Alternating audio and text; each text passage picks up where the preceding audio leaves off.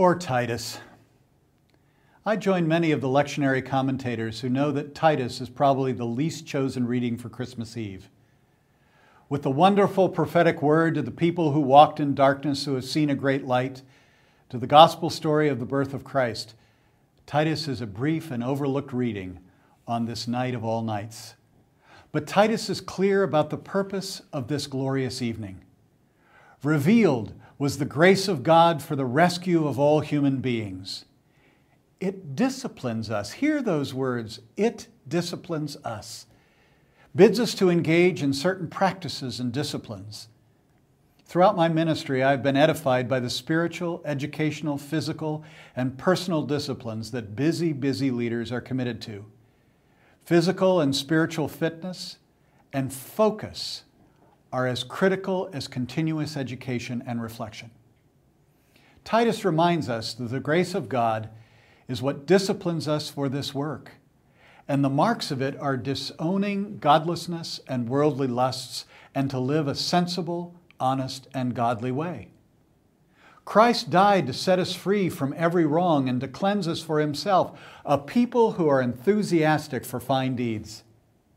As I was growing in ministry, I was at table with a sales representative who had a vast territory to cover and a vast number of people to oversee. He was away from home many days of the month. He disciplined himself to connect with his family at the same time every day and clear his minds of the worries of the day to devote to them. He exercised, read widely, and set aside time each day for reflection and prayer.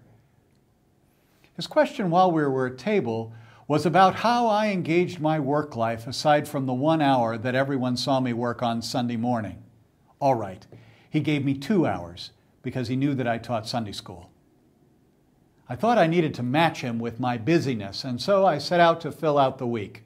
24 hours a day, 7 days a week, I could keep working with the best. Work is never done. That's not what he wanted to hear. He said, "What kind of a spiritual leader are you? You're no better than any of us who thinks working ourselves to death is a balanced and fruitful life." One of the texts in my devotional material this week was about Sabbath. "It sounds wonderful," he said, "but what is it? How do you take Sabbath? There aren't any instructions out there in the world. Doesn't seem like being busy at church is the Sabbath that we are promised. What is Sabbath all about?" This conversation convicted me, and I needed to be reminded of it often, as I often slip from the disciplines and practices of virtue that are at the heart of the faith and vocational formation. Students here at the seminary are asked to write a rule of life in their first year, articulating the disciplines that will undergird their seminary process.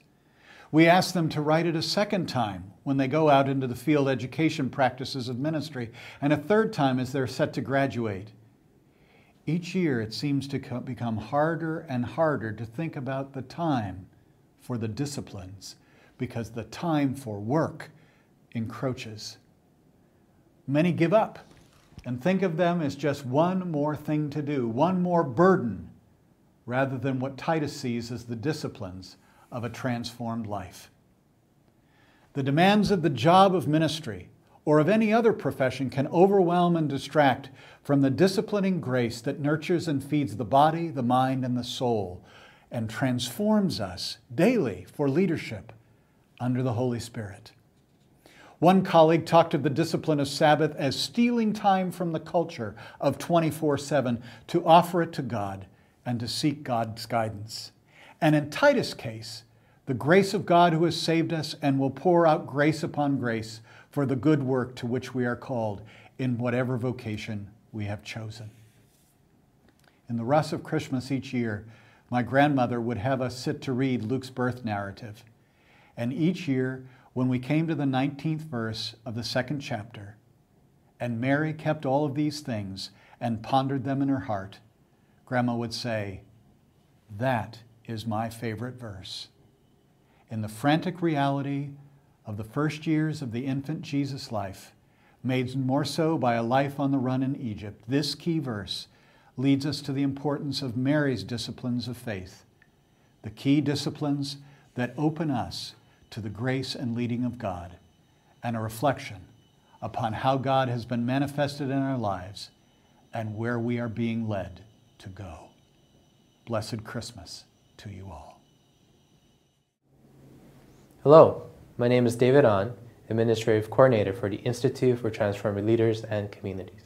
And I'd like to thank you for viewing this video and thank our members, our Garrett Evangelical Theological Seminary community, and the initial grant from the Ministerial Education Fund to make ITLC possible. If you're considering or like to support the Institute, please click on the link located to the right, fill out your information, and be sure to restrict your gift to ITLC in the space provided, followed by the amount. Again, thank you for viewing our video and for your support.